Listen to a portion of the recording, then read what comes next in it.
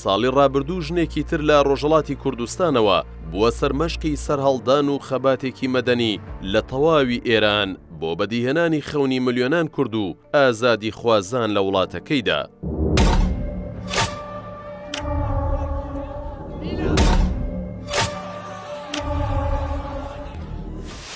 ئەگەر ژینە ئەمینی بە گیانی خۆی قوربانی بۆ بەدیهێنانی خەونی ملیۆنان کورد و ئازادی خوازی دابێت و هاوڵەکانی مامۆستا زارا محەممەدی بۆ پاراستنی زمانی کوردی ڕوبەڕووی زیندانیکردن و ئەشکەنجەی کردبێتەوە، ئەوە یاسەمین لە گۆشەیەکی تری دنیا و بە شێوەیەکی تر و لە بوارێکی تردا خەونەکانی بەدی دەهێنێت.